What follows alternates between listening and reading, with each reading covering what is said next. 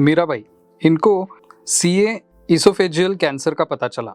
उस वक्त उन्हें खाना निगलने में दिक्कत, बार बार उल्टी, दस्त, चक्कर आना, कमजोरी जैसी तकलीफें हो रही थी। मुझे खाना निगलने में दिक्कत हो रही थी, चाय पीना भी मुश्किल हो गया था। ऐसा क्यों हो रहा है ये इसीलिए मैं अमरावती अस्पताल में गई। उस निजी अस्पताल के डॉक्टर ने हमसे कहा हम उनका सीटी स्कैन करेंगे। फिर हमने सीटी स्कैन किया, लेकिन हमें कोई एविडेंस नहीं मिला। इसके बाद दोबारा डॉक्टर ने हमें एंडोस्कोपी के लिए भेजा।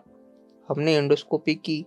एंडोस्कोपी के बाद वहाँ के सर ने हमें बताया कि उनको ईटिंग अल्सर है और इसका आकार 22 सेंटीमीटर है, और हमने मांस का एक टुकड़ा निकाला है जिसे हमने बायोप्सी के लिए भेजा है। 10 दिन बाद बायोप्सी रिपोर्ट आने पर पता चला कि कैंसर है।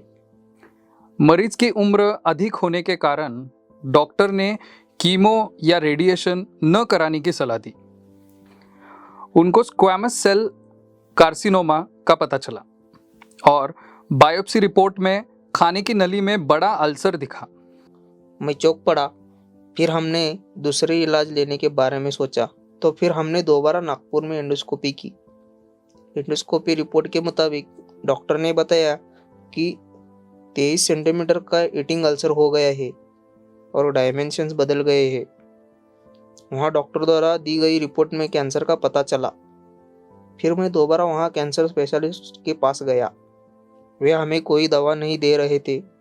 उनका उद्देश्य केवल आते साफ करना इतना ही था, इसलिए एक ही लिक्विड पदार्थ देते थे, कोई अतिरिक्त दवा नहीं दे रहे थे।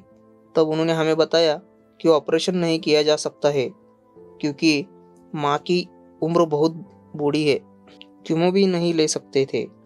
उन्होंने मॉडर्न होम्योपैथी से उपचार लेना शुरू कर दिया। उसके बाद उनको पहले महीने से ही फर्क महसूस होने लगा।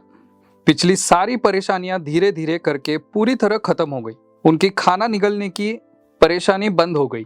फिर मैंने आयुर्वेदिक दवाई लेने के बारे में सोचा। शिंदेवाड़ा गया। मैं वहाँ से एक बड़ी दवा लेकर आया। इसका कोई असर नहीं हुआ। फिर हम वापस दूसरे आयुर्वेदिक डॉक्टर के पास गए। इसमें हमें 10-15 दिन का कुछ समय मिल गया। इसमें मुझे अपने दोस्त से डॉक्टर विजय कुमार माने जी के बारे में पता चला। मेरे बेटे के दोस्त ने इस डॉक्टर के बारे में बताया और डॉक्टर माने जी के पास जाने के लिए कहा। तब से मेरी तबीयत में बहुत फर्क है। सर से संपर्क करने पर उन्होंने मुझे मॉडर्न होम्योपैथी कोल्हापुर में बुलाया। उन्होंने सभी रिपोर्ट्स देखी और हमें बताया कि यह गले का कैंसर 100% ठीक हो जाएगा। उन्होंने कहा कि इसके लिए उनको नियमित दवाई लेनी होगी। फिर हमने उसी हिसाब से दवाई लेनी शुरू कर दी। पहले महीने में हमें फर्क दिखने लगा। अपने साथ ली गई दवाई लेने के बाद माँ को अस्पताल ले जाने की ज़रूरत नहीं पड़ी। दूसरे महीने भी यही हुआ। फिर हमें इस मॉडर्न होम्योपैथी दवाई पर पूरा विश्वास हो गया। इन दवाओं से मेरा खाना खाना चालू हो गया, निगलने में कठिनाई कम हो गई। अब मैं चल सकती हूँ, मैं अपना काम भी खुद कर सकती हूँ। 2 महीने बाद मैं अपनी माँ के साथ यहाँ आया। सर को दिखाया। सर ने माँ से जानकारी पूछी तो उसने सारे जवाब दिए। सर यह देखकर खुश हो गए। मैं इससे बहुत खुश हो गया।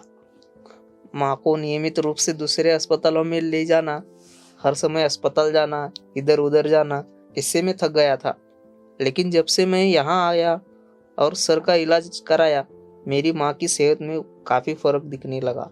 जिन लोगों को कैंसर है उन्हें सर की दवा ज़रूर लेनी चाहिए, और मैं 100% कह सकता हूँ कि मॉडर्न होम्योपैथी कैंसर का इलाज करती है। अब मुझे चाय पीने में कोई दिक्कत नहीं है, खाना खाते समय कोई परेशानी नहीं होती। मुझे अब कोई दिक्कत नहीं है। मेरी तरह आपको भी मॉडर्न होम्योपैथी की औषधियाँ लेनी चाहिए। डॉक्टर विजय कुमार माने यह बधाई के पात्र है, क्योंकि मेरी माँ की उम्र बहुत है और फिर भी उन्होंने मेरी माँ को ठीक कर दिया।